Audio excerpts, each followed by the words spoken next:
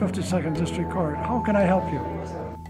We don't have the money to run a help desk, so what we decided to do was put together a volunteer program where we put just a table, really, out in the entrance and have it staffed by volunteers who would help people. They have questions. What courtroom do I go? Would you like to be the information desk? He said it's just something innovative. And so we have been here since the building was built. And the volunteers are able to offer them a friendly face. In the case of Ernie and Eva Dawn, a very friendly face. He can make someone laugh. And that, you know, if you're laughing at someone, it's not as bad. It relaxes them. And we both have a sense of humor. The people who come in, they're a little frantic about being in a courthouse, you know, and what they're supposed to do, what's going to happen to them. So to have people up front, as we do with Eva, it helps them to understand better. And some sense that this is not a cold, hostile environment. We had a lady the other day who came to us, and she was in tears. She said, you know, you just calmed us off. And this, of course, is the biggest fright. They're scared stiff of what's going to happen.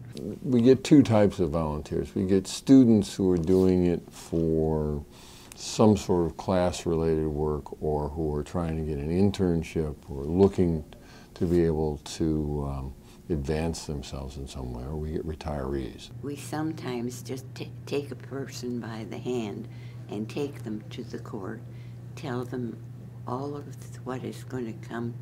When I look at our budget and what they're requiring of us for the number of people that we have, then it is a very good low-cost way of getting the work done without increasing our budget.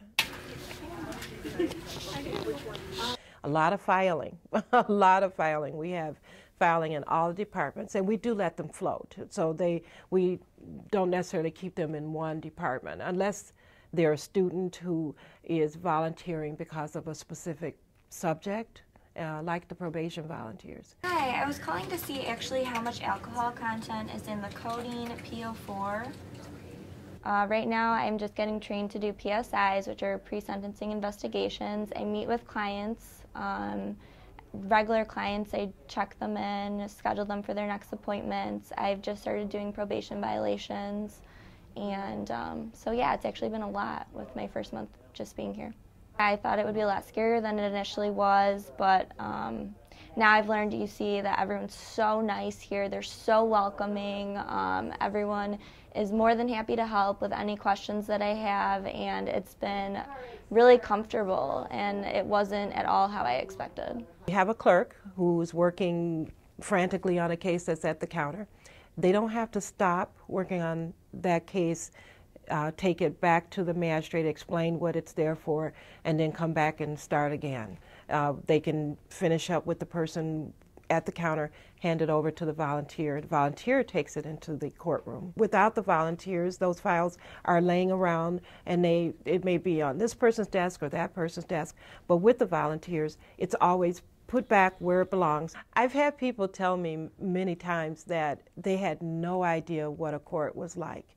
You know, they see Judge Judy on TV, and they think like that's the court. They don't realize what goes on behind the scenes. To change a lot of misconceptions that you may have about the defendants that you're seeing that are coming in, you get to really know them. And the people that you work with, I mean, as a person who wants to go into law, I can see the background and what happens all around the system, and it's not just you're coming and being a visitor. So I've seen what really goes on behind the scenes, so I think it would be good for other people to see the same thing.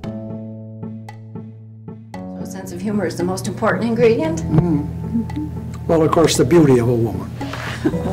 And this is all the way through.